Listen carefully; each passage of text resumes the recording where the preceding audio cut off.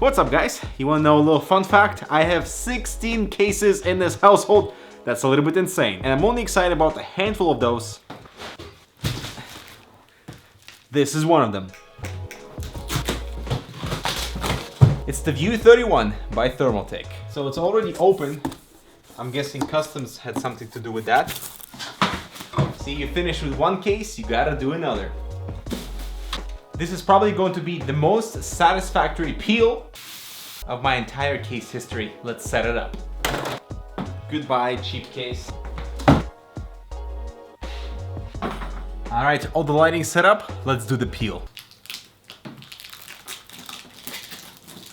I think I have to take off the panel first. Let's peel the front. So accessing the internals and removing the side panel requires a bit more work than usual. So we have 6 screws, 2 thumb screws, and this little supporting piece that sits in the corner just to prevent this bend from, receiving any damage or something like that. So now that that's off, let's finally do the main peel.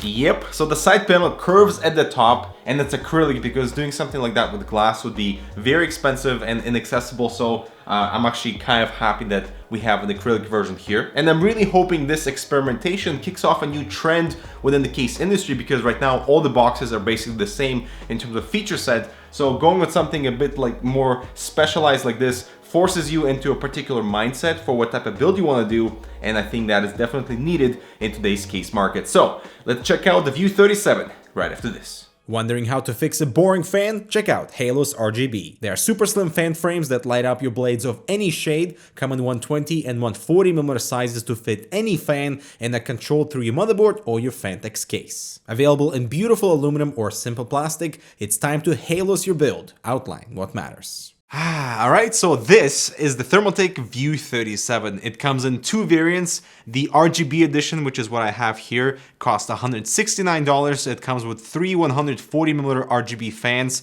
with a little hub for fan control and lighting control. And we also have the standard edition, which is $109. So it is significantly cheaper and only comes with 2 120mm blue LED fans, and the rest of the frame is the same. Now, the most interesting part of the case, as you can see, of course, is that giant side panel that spans all the way from the left side to the top. And so the View name here is fitting, revealing all of your hardware, not just from the side, but from the top view as well. Now the curve looks nice. There are no artifacts that I can see and no clouding either where the bend happens. So their process of heating and cooling as the panel is bent is actually quite good. But it is acrylic, so it's super easy to scratch, and I was still very careful and somehow already have many scratches all over. Also, it is a complete dust magnet with even a tiny bit of illumination from the inside. You can see the particle buildup. The blackout perimeter helps with handling, and the entire piece actually has better rigidity than some of the older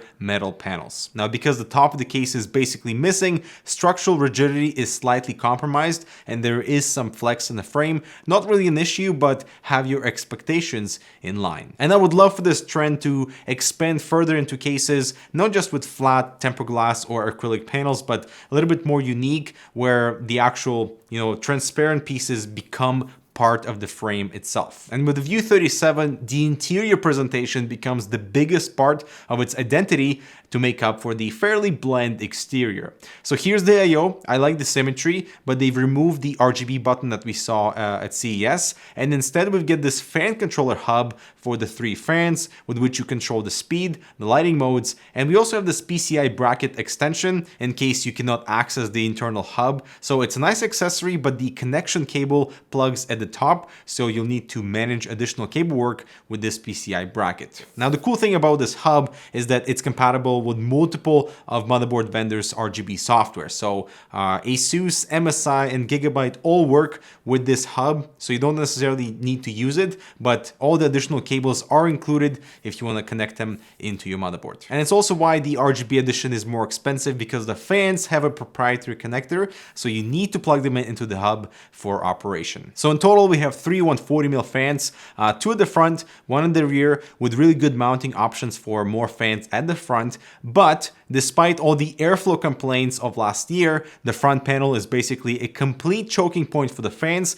despite having some side ventilation. And you can see the panel is not deep enough, so this emphasis on making it look cool kind of backfires as the low temperatures severely suffer, making it 7 degrees Celsius hotter with the panel installed. And I guess they expect users to accept a hotter system for a cleaner front panel. Now, since the top fan mount is missing here, the View 37 integrates an interior side mount, which definitely has to be utilized, otherwise airflow will be even worse. So you have to remove the drive cage in order to fit the radiator for that side mount, which is not really an issue since we have 4 additional brackets behind the motherboard tray. Each can support dual SSDs or a single 3.5-inch drive.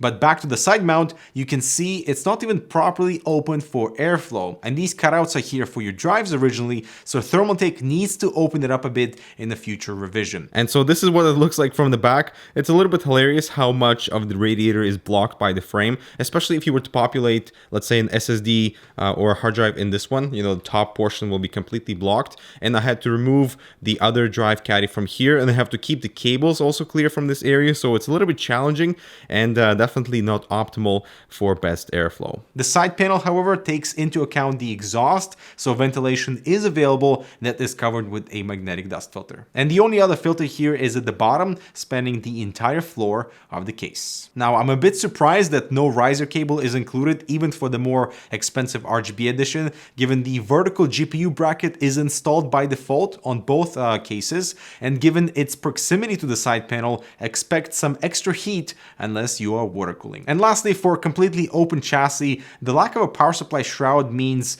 you'll need an extra care for all your cable work, so the View 37 is attracting a particular builder who can admire his or her work only if they got the skills. All right, so I'm starting with cable management and I am already frustrated. So the case is pretty large and we have 2 rows of rubber grommets, one for micro ATX, one for ATX, but look at this, 1, 2, and 3. That's it, 3 cable tie points on such a large enclosure. How are you supposed to do cable management? You know, like what I just did here is actually put in these like my own little plastic clips that have a little adhesive bottom so that I can put a cable tie point. Otherwise, how are you supposed to, you know, route these cables? This is just the front I/O cables, by the way. I haven't even started doing anything from the power supply, but we need at least 6 more, you know, not just in the center, but around here at the bottom, so that wherever you route your cables, you'll have options to actually clean them too. I will say that I appreciate the really long fan cables. This way, regardless of where you position the hub, which by the way has a little adhesive that I will take off. There we go. So I actually attached it myself to this section because otherwise you cannot even mount it anywhere else on the case. Like it wouldn't fit here because the rubber grommets interferes. So it's I don't know, it's not the best design, and this is actually the only place where you can actually place it without it interfering with anything else around it. So the long fan cables are appreciated because that way I can sort of, you know, the hub can be in its own place and the fan cable is not the limitation for me to reach it. And also on topic of cable management, I find it absolutely hilarious and actually kind of insulting that Thermaltake only includes, what is this, 4 cable ties? Like what? I have to, you know, go into my own stash where I've used already at least 8 to just route the I/O cables. So this is absolutely ridiculous. But to put a positive spin so that I don't completely hate my experience with it, is that you get to practice cable management kind of like freestyling, you know, as long as you have little clips, the adhesive things, and your own cable ties. You know, the entire enclosure here area allows you to channel certain cables in ways that you otherwise would normally not be able to do. So let's resume the entire cable management work.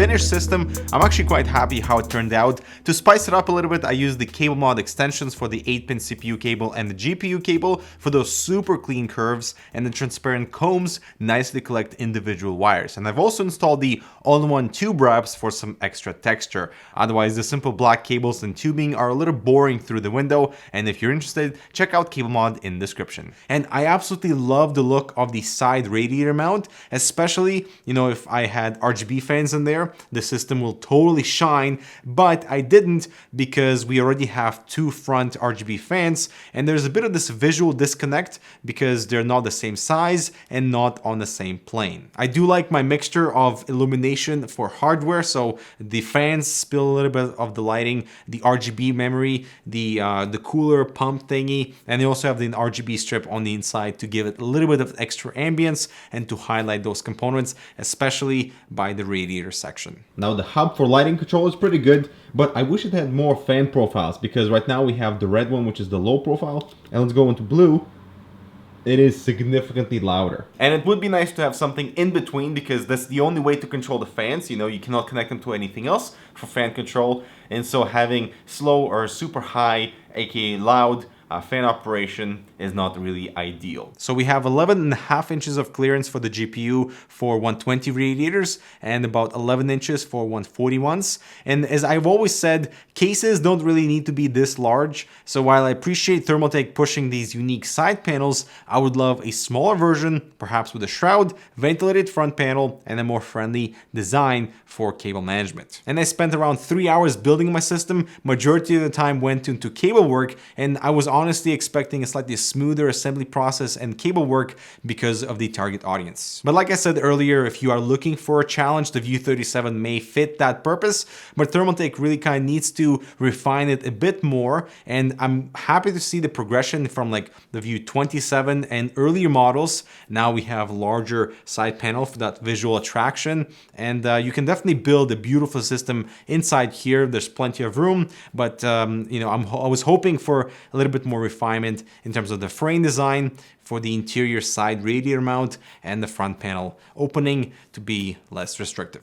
Join the wireless club with Corsair's new Dark Core mouse. Play the way you want with 9 programmable buttons aligned in a comfortable shape, a fantastic sensor you can trust, and crazy good wireless performance, plus Qi wireless charging built in. Focus on the game, the Dark Core will do the rest.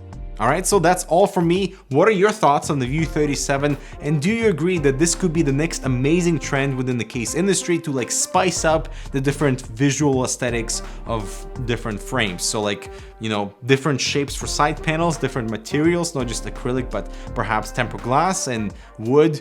Wood is a different conversation for, you know, its yields and making sure there's consistency, but still, I definitely want to see a little bit more variety in terms of how these cases are visually delivered to the consumer. Visually delivered? What? I am definitely happy to see something different, so let me know if you are too. I'm Dmitry, make sure to subscribe and check out this other relevant content, and we'll see you in the next video.